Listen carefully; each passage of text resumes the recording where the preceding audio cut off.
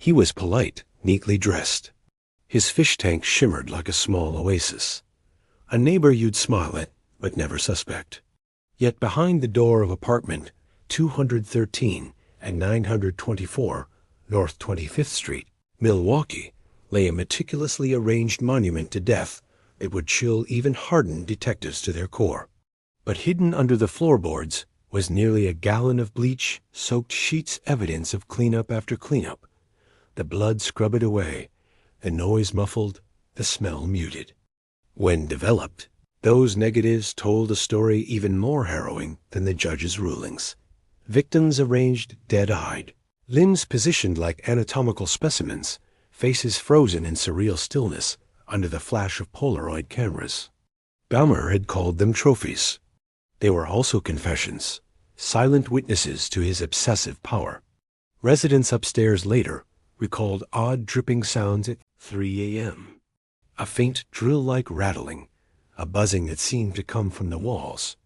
On the fridge door, rum bottles and Doritos sat atop fresh produce, as if this were a bachelor's apartment, not a morgue. He scrawled chemical breakdowns. Week 1, bleach wash.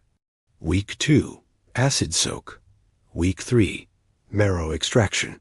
He logged budget entries for bodily items, acid, saw blades, upholstery cleaner, each labeled as medical expense.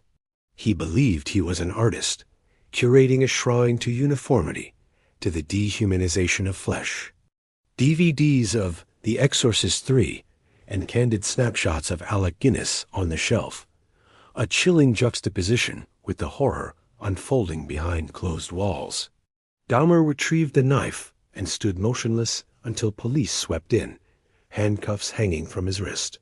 The apartment was frozen in action. The blood had been scrubbed. The faint drip in the living room puddle refused to evaporate hourly. It was a manifesto signed in bleach, acid, and Polaroids, a blueprint of obsession, a temple built of flesh and film testimony, a reminder that some of the worst monsters don't lurk in darkness. They live in plain sight, behind tidy doors, beneath the hum of fish tanks, behind the neighbor you can trust. The water heater hummed beneath the floorboards, an accomplice to the silence. Authorities found more hidden fluids in glycol-filled carafes tucked behind insulation. Every surface cleaned, floorboards freshly mopped, the litter box fresh, the orchids untouched by time, the fish tank immaculate.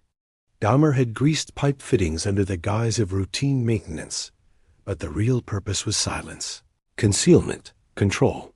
He told them he envisioned a place to meditate with my creations. As the coroner extracted each body fragment, they likened it to dissecting a work of art too horrible to confront. But here it was, real and raw in brutal detail. Bottles of bleach, buckets of formaldehyde, jugs of muriatic acid, toxic solvents each, purchased incrementally to avoid suspicion. On November 28, 1994, fellow inmate Christopher Scarver murdered him in a shower with a metal bar. Milwaukee exhaled, but the horror endured. A pentagram of leg shackles fitted to victims, cast mold still clinging to rusted cuffs, was carelessly left in a cluttered corner. The bathtub once held warm water to reset a body's temperature before processing. Investigators determined Dahmer had showered over corpses, the saponified water swirling down drains clean, an act of performative neatness. Inside, the living room was eerily spotless clean beige carpet beneath the fish tank's calming hum, tropical plants by the window, soft lighting.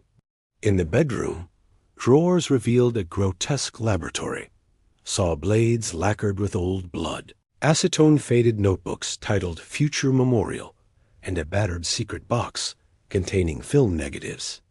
On a closet shelf, skulls were placed precisely beside the aquarium.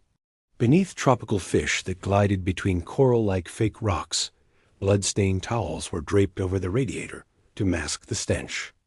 Beneath those towels, a mummified scalp of a soul deprived of life. In the corner stood a 57-gallon drum, acid bubbling slowly, 3 torsos floating like macabre sculptures, their bodies stripped of flesh and dignity. Nearby, plastic bags bulged with bones, kettles held severed hands, preserved genitals wrapped in plastic, labeled as if filing drawers. Victim number 12-5 91st. The bathroom counter was a chemist's counterpoint to the nightmare. Even the air freezer held victims' heads and limbs, artfully stacked beside dinners and TV dinners. He wasn't chaotic. He was clinical. His notes dated from May to July 1991 mapped his procedures. The morning of July 22, 1991, Tracy Edwards escaped. Dahmer whispered to detectives he planned to continue the project. Mood lighting, altar space, incense fittings, the final touch on his shrine. By 1992, Dahmer was sentenced to 15 consecutive life sentences. But that ending didn't bring peace, because apartment 213 wasn't a crime scene. If this shattered your sense of normal, you're not alone. Like if it rattled your bones. Comment which horrifying detail haunted you most. Subscribe. We're uncovering how evil hides in everyday places. Because to stop it, we have to understand it.